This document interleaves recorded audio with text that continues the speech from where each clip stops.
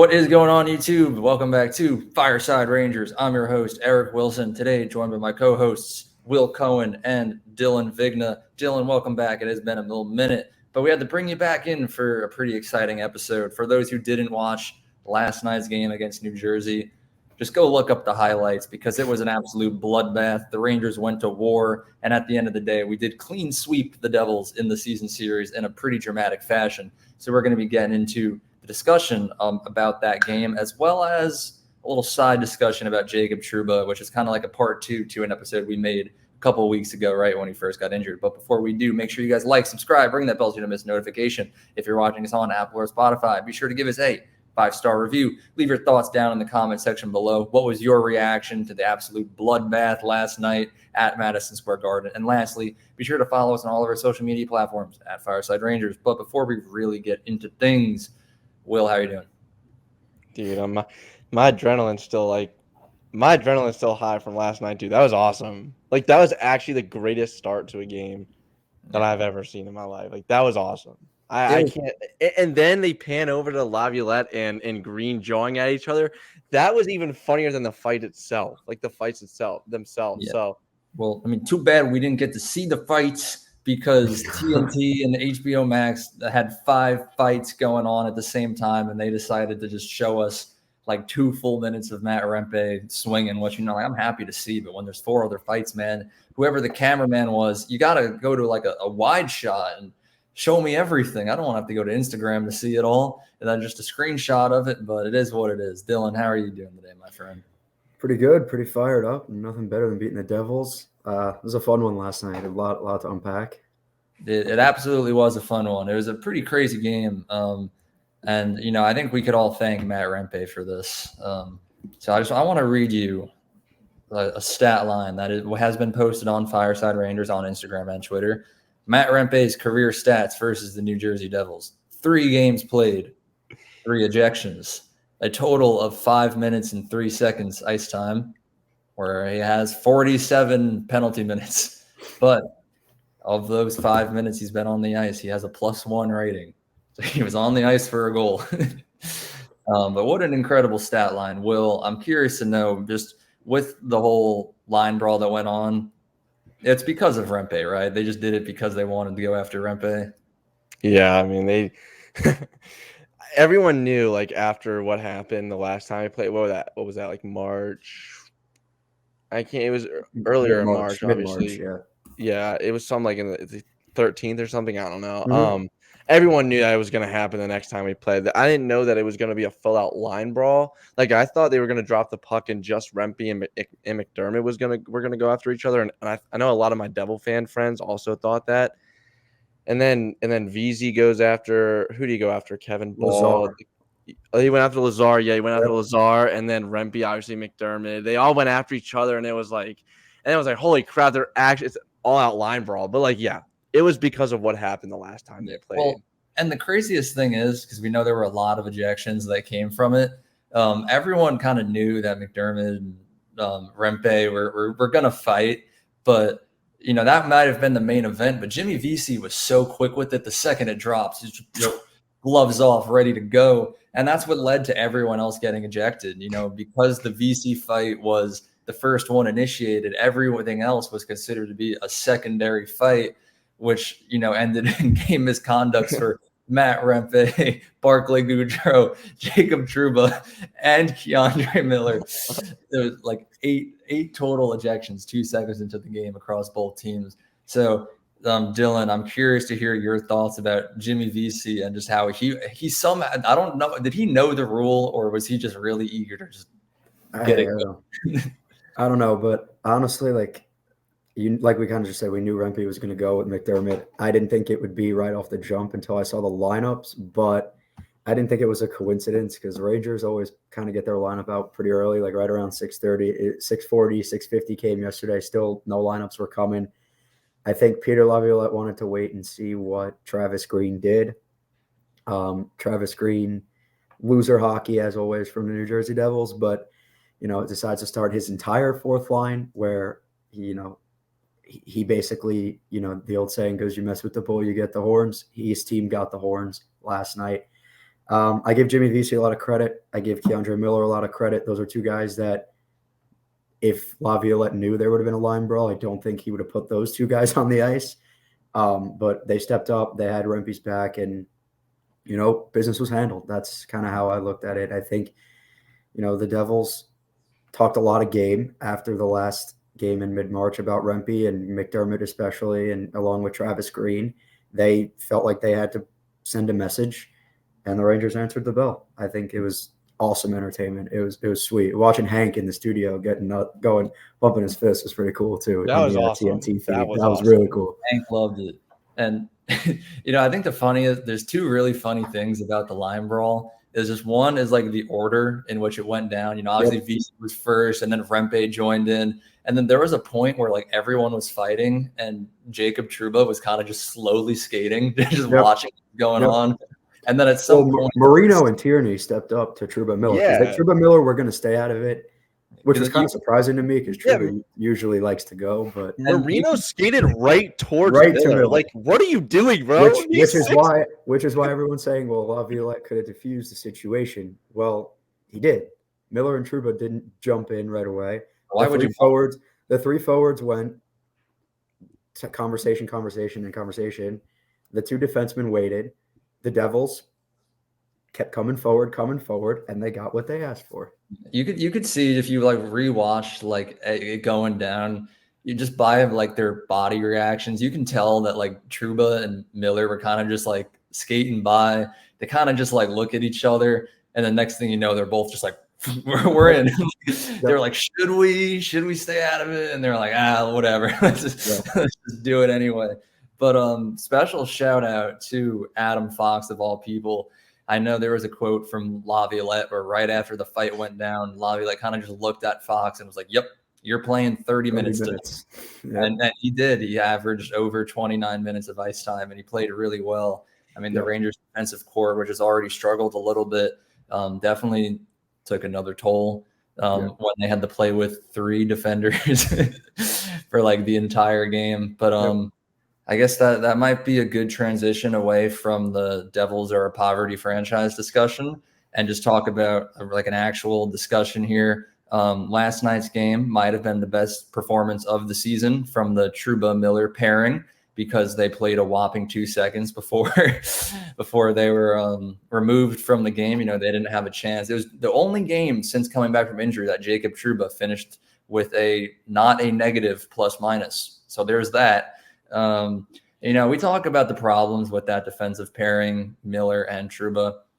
I'm one of those people that say the problem is not in Keandre Miller. He played amazing when Trouba was injured.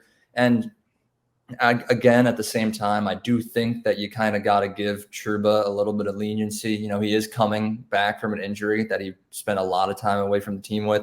So I'm not expecting perfection from him coming back, but moving forward, there definitely needs to be some sense of improvement from him. But Will, I want to hear your thoughts on this. How did you feel about Trouba these last few games, and what are you expecting moving forward?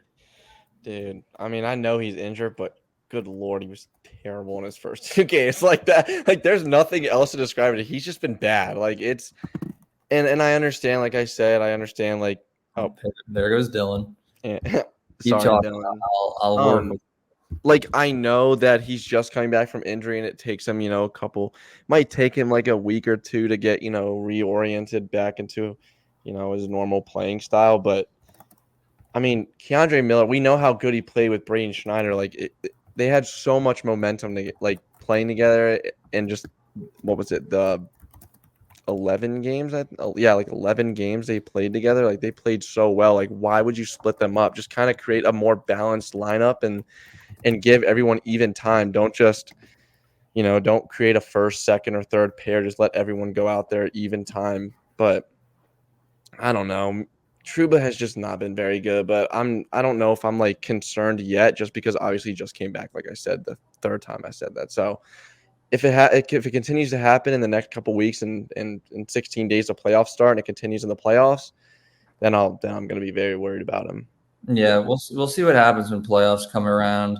But I don't know. These last couple games have been pretty fun. The Rangers took their third loss in like 2 months just recently. It was a shame, but at the end of the day, the Rangers still are the number one team in the NHL. They probably have some of the best odds to win the Stanley Cup. But looking back at these last few games, Dylan, you haven't been here with us. Is there any player recently that just sticks out in your mind as someone you really want to talk about? Of course, it's Alexis Lafreniere. But last night, I know we kind of jumped off last night, but he's been tremendous. He's pushing play. In fact, I thought last night he was the best player on the ice on either side, especially he had elevated minutes last night, saw some more power play time. I actually thought that goal was on the power play. Turns out it was right after it ended, but he's been tremendous in these last couple of games. He's confident. He's shooting the puck. He's driving play on that line, which is a big thing that we always talk about, but he's been outstanding. And it kind of gets lost in, the circus of last night, and everyone's going to remember that game because of the fights. And, but Lafreniere was tremendous last night. He was the most noticeable player on the ice in a game that included guys like Jack Hughes, Nico Hischier, Artemi Panarin, and Chris Kreider, big-time players. The brightest star of them all last night was 13 in blue, and it's been a consistent theme. And I think it was John Scott, actually, unironically, tweeted it out, that Alexis Lafreniere is the difference maker for the Rangers in the playoffs, and I can't agree more. I mean, this guy, what he's consistently putting out there is top-level hockey that, he could end the season with 30 goals, and I think he's at 27 now. Couple of 5-6 games left to go. Like, it's not out of the realm of the possibility that he could end the year with 30 goals, and no one saw that coming before the season. So I give him a lot of credit for moving to right wing, changing his game. And coaching staff, really, you could tell they're working with him. They're getting him more confident in his shot, and they're going in for him because he's a really, really good hockey player. And I think that's what people lost in the shuffle with the criticism of him. Yeah, Lafreniere had an amazing game last night, scored a goal. Capo Caco also scored a goal. It's always a night when – dude, that shot was gorgeous too. Tremendous Let me tell you. And Caco score – and the Rangers beat the Devils. It's an A1 night right there. And Matt Rempe beats someone up. And we don't have to watch Jacob Trouba mess up. 10 out of 10 hockey game right there. That's all the credentials you need. And there was a line brawl. I don't know. I would say, I've been thinking about it all day. That line brawl might be top 5 moments that I've seen as a Rangers fan. Oh, yeah. We've seen a lot of great moments throughout the year, but it was just incredible. That is taking the lead by storm. Yeah, I think for the team too, I think it's a big deal. I don't know if you guys caught anything from practice today, but they were all just good spirits. I think it could be a big time galvanizing moment for them. I think, especially after a dead performance on Monday against the Penguins, they would look dead. If Laviolette did try to entice something, I don't think that those two events aren't put together. The Penguins game was atrocious. They had no energy. Maybe he's thinking Rempe, McDermott are going to go early, get some energy. I don't think he thought what ended up happening was going to happen. But I don't think it's a coincidence that this game happens on the backs of an absolute dead game on Monday. Yeah. I agree with that, dude. That game on Monday was terrible. And then after the line brawl, they dominated that first period. And then 2 periods of the game, I would say. Yeah, they dominated the first and the third. The second was, the second was just bad. But the second you can kind of tire out a little bit. Exactly. You could tell they were gassed and they came back out for the third. But it was a completely different game in that Pittsburgh. I honestly almost turned off the game against Pittsburgh because it was so brutal. But the yesterday just – if the Rangers play that way come playoff time, obviously minus the second period, they're going to come out very well in the playoffs, and they will make a very far run. Yeah, that's the last thing I want to just talk about, or just not even talk about, but just something I want to say before I wrap things up. Look at what the Rangers did last night. Just an absolute line brawl, bloodbath, all-out war off the opening faceoff.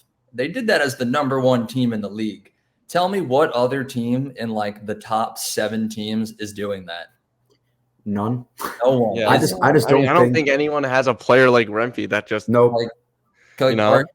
think he entices it, but I think like I said, the whole team. I think this team's a really close group. They have each other's backs. Not saying other teams around the league aren't at this stage. The good teams are, but they're just too soft.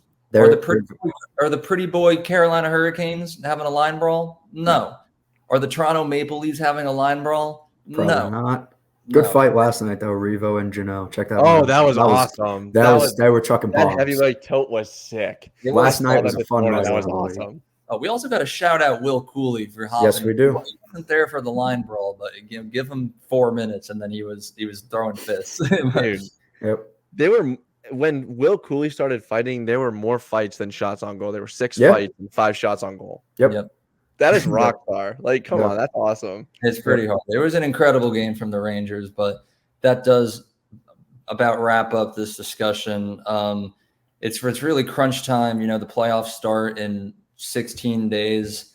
So we're going to be covering everything leading up to the start of the playoff seeding, who's winning the division and all that good stuff. And hopefully the Rangers win it all, assuming we can fix this little defensive issue that's been coming in and out the last couple of games. But we'll talk about that, okay? Yeah. So if you want to hear us talk about that, make sure you guys like, subscribe, ring that bell so you don't miss notification. If you're watching us on Apple or Spotify, be sure to give us a 5-star review. Leave your thoughts down in the comment section below. And lastly, be sure to follow us on all of our social media platforms at Fireside Rangers. Once again, thank you all for tuning in and watching with us. Have a good one. And let's go Let's go Rangers. Rangers.